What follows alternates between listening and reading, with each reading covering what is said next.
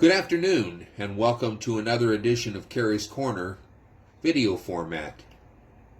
When New York began the lockdown, I decided to do Kerry's Korner in the video format in the hopes that it would be more accessible to our members and might even be of some encouragement to those who live outside of our area. I decided that I should deal with issues relating to the COVID-19 pandemic because, after all, COVID-19 is the elephant in the room. It's hard to ignore. But today I've decided to ask the elephant to step aside so we can talk about a Bible passage that has encouraged me. In my Wednesday night Zoom Bible study, we were looking at 1 Thessalonians chapter 5, 12 to 15. But it was verse 14 that caught my attention. And we urge you, brothers, admonish the idle, encourage the faint-hearted, help the weak, be patient with them all. Now, this is the type of passage that I like.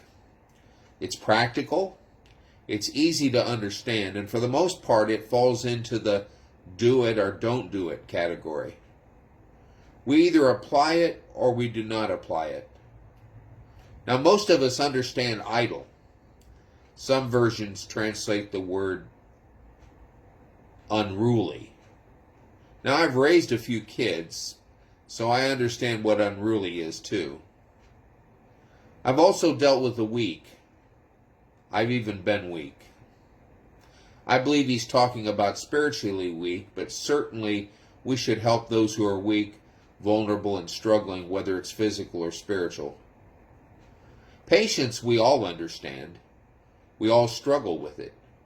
We are all the recipient of it from God and from our friends and our loved ones. We all wish we had more of it, but we're hesitant to ask for it because we dread the trials that are necessary to develop patience. The word that stands out in this verse to me is faint-hearted. Some say it means feeble-minded. Strong says those with little spirit. Thayer just goes with faint-hearted. I'm not honestly sure what it means to be faint-hearted. What makes it more difficult is that it is only used once in the Bible here in this passage. As I began searching, I found different definitions, including down, weak-hearted, despondent, lacking courage. Now, lacking courage made sense because Paul told the Thessalonians to encourage the faint-hearted. It makes sense you would try to give courage to someone who lacks it. Then I saw it. One of the commentators said, those who are sinking. I understand sinking. About 55 years ago, I was on a canoe trip with the Boy Scouts. We'd come to the end of a very long day, and we were transporting the canoes to the other side of the river, which had a very strong current. As two of us were navigating a canoe, I lost my grip on the canoe and I got sucked into a whirlpool. I remember going under and fighting my way to the surface 2 or 3 times. Everything seemed like it was in slow motion. I struggled and thrashed around, and finally I realized I was sinking and no longer had the fight to get to the surface again. I may have succumbed to fatigue, or maybe I just lost confidence. My muscles gave up. I began breathing in water. I was sinking.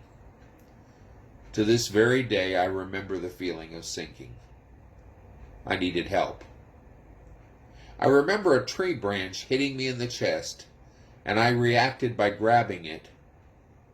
The next thing I remember was being on the grass with people all around me.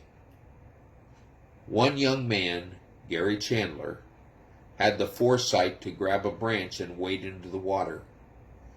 He thrust that branch into my chest and I grabbed it and held on. He pulled me out, but I held on. I was sinking, and he gave me just what I needed to get my head above water. He gave me heart.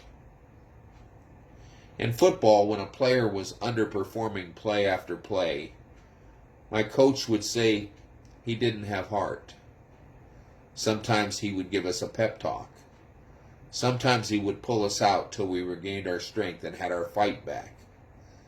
Sometimes the same thing happens spiritually. We lose heart.